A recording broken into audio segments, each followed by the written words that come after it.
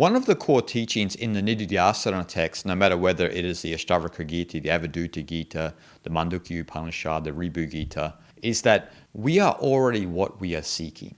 And this is drilled into us in the Ashtavakra Gita, where Ashtavakra is trying to drill into us that the self, the Atman, the undifferentiated consciousness at the core of you and I, which connects us as one, which is the ultimate substratum of Brahman, the ultimate reality, is not far away. It's not a destination to get to.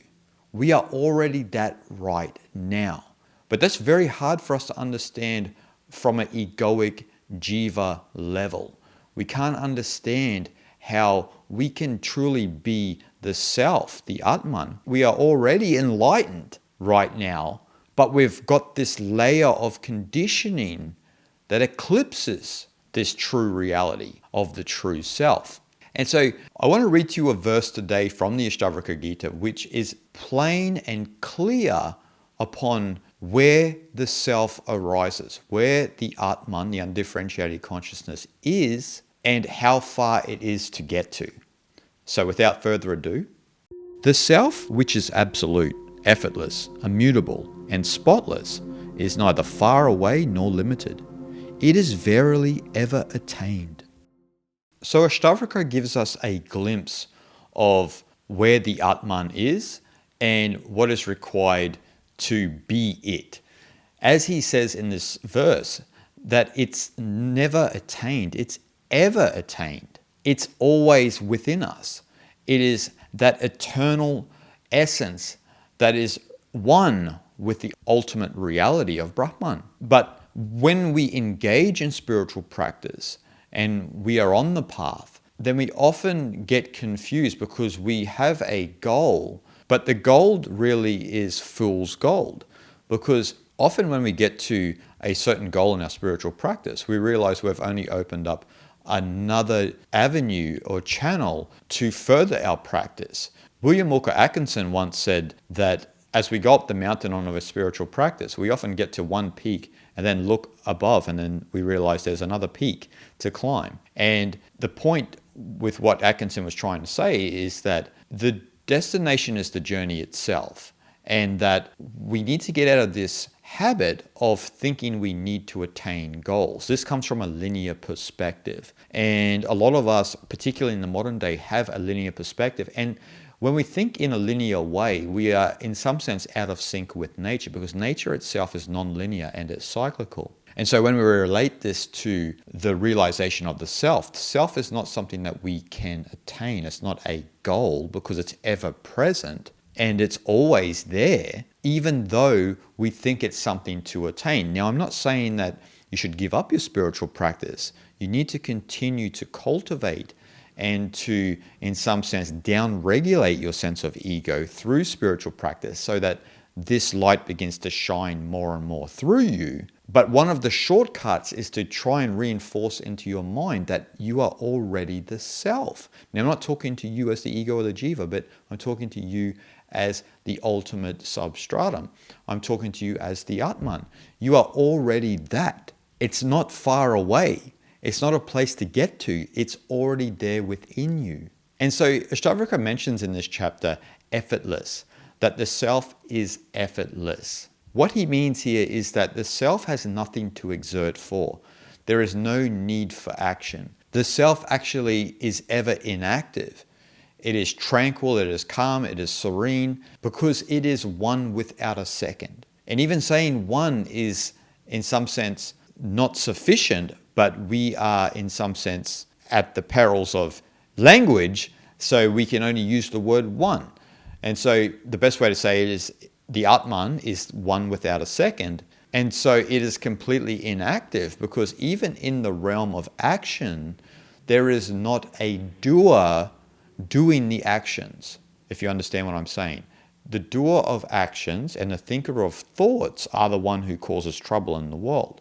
The one who is in the effortless grace of the world, or the effortless flow, to use Taoist terminology, wu wei, there is not a person doing it. It is the universe doing you. It is not the jiva doing it once you reside as the self. And that's what Ashtavakra is trying to say here, is it's ever effortless. It doesn't have to exert any effort. It is completely inactive because it's purely calm, even though an action arises in the self, as a wave arises in the infinite ocean. Another interesting word he uses in this verse is spotless. Now, what he means here is that the self, Atman, is without attributes. And so it is qualityless. It is without qualities. Now, this is where you need to understand the differences between Saguna Brahman and Nirguna Brahman. Saguna Brahman is with qualities, Brahman with qualities. Now, what that means is, from an absolute sense, is that all of us listening and watching this right now, as a jiva, as a personality, as someone who is a doer of actions in the world, you are in the field of Saguna Brahman. You are the non-dual reality with qualities. Even though you identify as this person and you think you're this person, that's all well and good, but all that's really happening from the non-dual perspective is Brahman itself. Now, the opposite to this is Nirguna Brahman. Nirguna Brahman is Brahman without qualities. And we could say that this is probably the ultimate nature of Brahman, which is without qualities. It's Brahman without qualities, without the material world, without all of the energy and matter of the universe. It is just without qualities. Even though that's who we truly are as well, we are still Nirguna Brahman. The true nature of ourself is Nirguna Brahman, is without attributes, without qualities. And so in residing in Nirguna Brahman, we can actually interact and effortlessly move through the Saguna Brahman realm without encountering any problems, because we're not identifying with the jiva. We're not identifying with the self with qualities, saguna. We are purely free from the qualities that have been inculcated within us and the conditioning that we hold on to. And so the Atman is all pervasive. It is the ultimate reality. It is not far, nor is it near. And it is not limited ultimately. It can never be limited. It's unlimited. Obviously, it's eternal. And this is what Ashtavakra is trying to point out. It's not something that is bound and not a goal. Because even if you said the Atman was a goal, it's a thing that we need to reach. And that is completely different from how we would think about eternity and the non-linear perspective of the Atman. And so the Atman is not limited.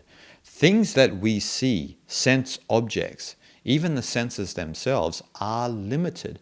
They work within a sphere of limitation where things can be attained because we don't have it. If we don't have something in the material world, we can access that, we can attain that because we don't have it, we lack that thing. But when we talk about the Atman, we do not lack that. We just forget that we are that because we have layers and layers of conditioning which eclipse our true nature. But we need to remember that it is our true nature and we don't need to attain it because it's ever attained. It's always a part of us. And this is one of the core understandings of all non-dualism, is to get out of this idea that we need to get somewhere to attain something.